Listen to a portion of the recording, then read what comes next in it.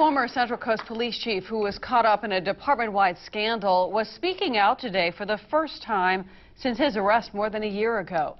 The former King City Police Chief wouldn't talk about his pending criminal case, but he had a lot to say regarding the department that he once managed. Action News reporter Felix Cortez is live outside the King City Police Department tonight with this Action News exclusive. Well, Aaron, I spoke with former Police Chief Nick Baldiviez, a frank and candid conversation coming just a day after city leaders agreed to keep its police force and not contract with the Sheriff's Department. If they allow him to. Former Chief Nick Baldiviez should know a thing or two about the King City Police Department. He spent 25 years here, the last 8 years serving as its chief before retiring in 2013. I'm glad that they did not disband and decided to keep local control and go with maintain the police department and to build from there. The former chief speaking on camera for the first time since his arrest more than a year ago on embezzlement and perjury charges. He broke his silence the morning after the King City Council agreed not to contract with the Sheriff's Office and instead rebuild its police department. I would say that the department has pretty much been gutted from some of the bad apples that were there. A lot of these people that remain there are very fine officers. They deserve a chance to prove themselves. They need for King City to accept them, and I think they already have. That was proven last night. We have fine officers and fine... The chief not alone in his thinking. Everybody who spoke at Tuesday's council meeting said the police department needs to stay. Even interim police chief Tony Solicito made the same recommendation. And I wouldn't have done that if I didn't think it was possible. I've spent a month and a half here. I've looked at the culture.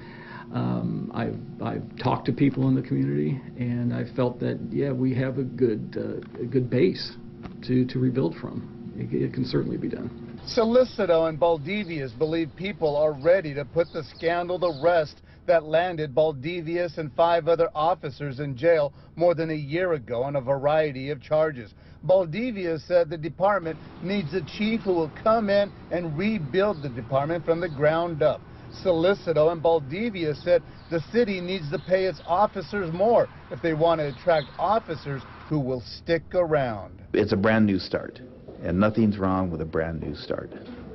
And if I was a brand new officer, I think I would be more than happy to go back to work for King City in the condition that I see Tony Solicito taking it, and hopefully they can hire the right police chief to fill those shoes.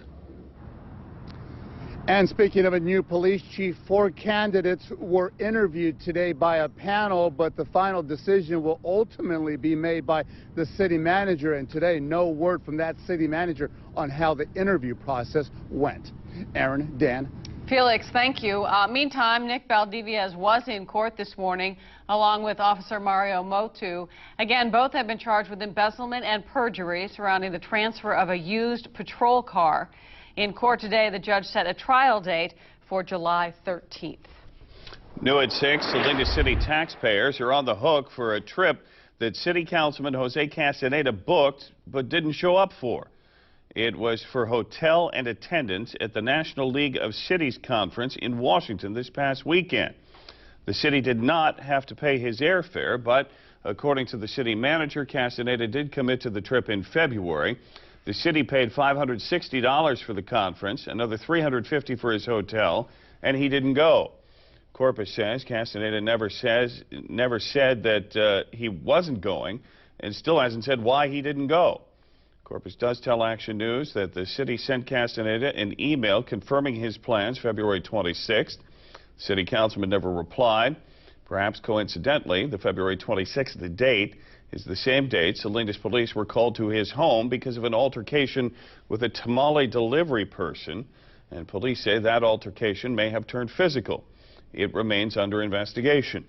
Meantime, the city manager says the city has no recourse to recover the money it spent on Castaneda's no-show in D.C.